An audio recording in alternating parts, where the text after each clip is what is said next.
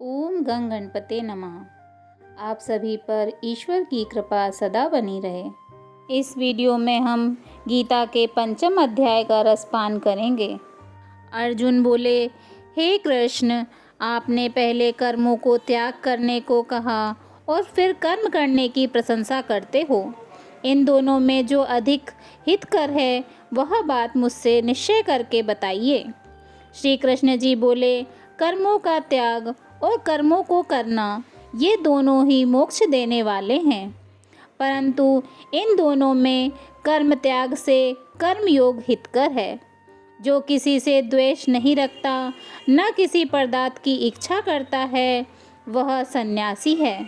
ऐसा पुरुष ही आनंद पूर्वक संसार बंधन से छूट जाता है।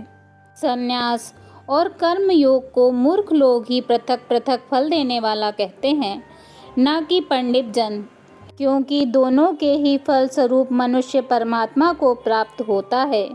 ज्ञान योगियों द्वारा जो परम धाम प्राप्त किया जाता है, कर्म योगियों द्वारा भी वही प्राप्त किया जाता है। इसलिए जो पुरुष ज्ञान योग और कर्म योग को फल स्वरूप एक देखता है, वही यथार्थ देखता है। परंतु हे अर्जुन, कर्मयोग के बिना होने वाले संन्यास अर्थात मन, इंद्रिय और शरीर द्वारा होने वाले संपूर्ण कर्मों में कर्तापन का त्याग प्राप्त होना कठिन है, और भगवत स्वरूप को मनन करने वाला कर्मयोगी परब्रह्म परमात्मा को शीघ्र ही प्राप्त हो जाता है।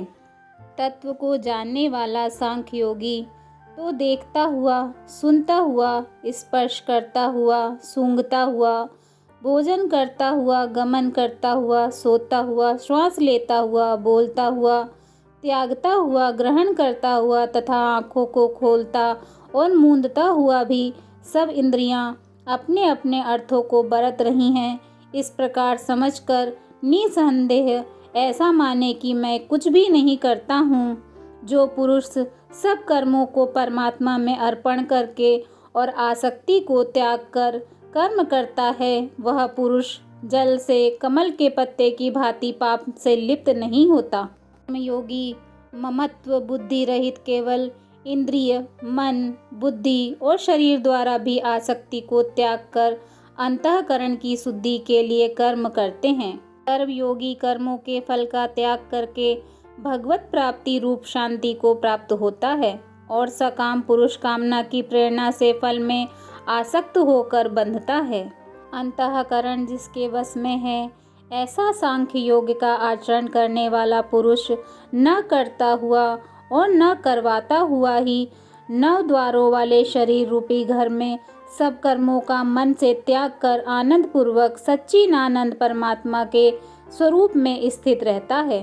परमेश्वर किसी कर्म में प्रवृत्ति नहीं करता, कर्म और कर्म फल को उत्पन्न नहीं करता, ये सब प्रवृत्ति द्वारा होते हैं।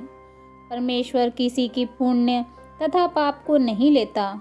ज्ञान जो अज्ञान से आच्छादित है, उससे जीव मोह को प्राप्त हो जाते हैं, परंतु जिनका वह अज्ञान परमात्मा के तत्व ज्ञान द्वारा नष्ट कर दिया गया है, उनका वह ज्ञान सूर्य के सदृश उस सच्चिदानंद परमात्मा को प्रकाशित कर देता है।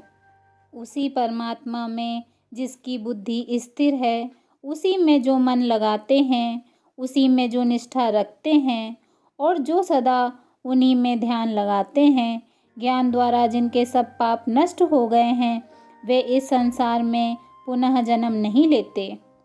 वे ज्ञानी जन विद्या और विनय युक्त ब्राह्मण में तथा गौ, हाथी, कुत्ते और चांडाल में भी समदर्शी होते हैं।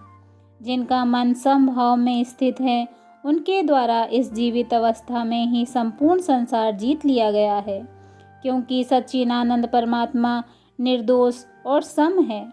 इसमें वे सच्चिदानंद परमात्मा में ही स्थित हैं।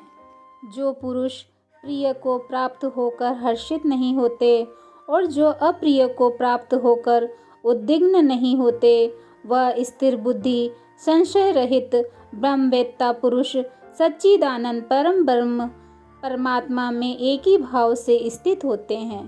बाहर के विषयों में आसक्ति रहित अंतःकरण वाला साधक आत्मा में स्थित जो ध्यान जनित सात्विक आनंद है, उसको प्राप्त होता है।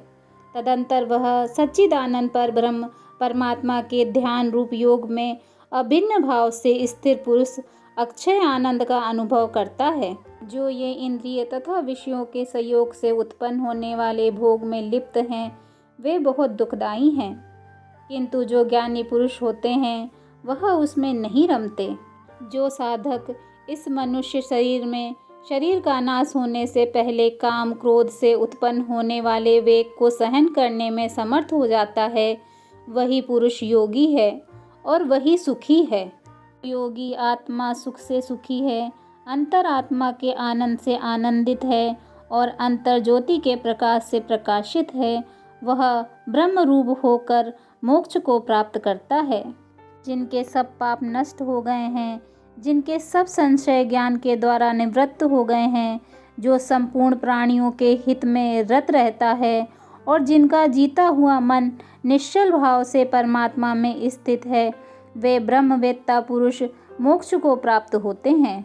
काम क्रोध से रहित जीते हुए चित्त वाले पर ब्रह्म परमात्मा का साक्षात्कार किए हुए ज्ञानी पुरुषों के लिए सब ओर से शांत पर ब्रह्म परमात्मा ही परिपूर्ण है।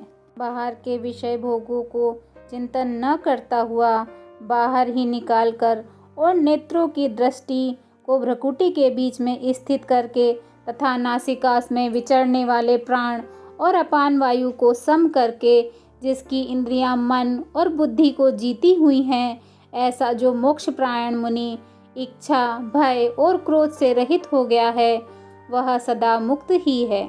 जो मुझको सब यज्ञों और तपों का भोक्ता, संपूर्ण लोकों का स्वामी और सब प्राणियों का मित्र जानते हैं, उन्हीं को शांति प्राप्त होती है। ओम तत्सदिति। श्रीमद्भगवद्गीता सुपनिषत्सु ब्रह्म विद्याया योग शास्त्रे श्री कृष्ण अर्जुन संवादे कर्म संन्यास योगो नाम पंचमो अध्याय। इस प्रकार उपनिषद ब्रह्म विद्या तथा योग शास्त्र रूप श्रीमद्भगवद्गीता में श्री कृष्ण अर्जुन संवाद में कर्म संन्यास योग नामक 5वां अध्याय संपूर्ण। बोलिए श्रीमद्भगवद्गीता की जय।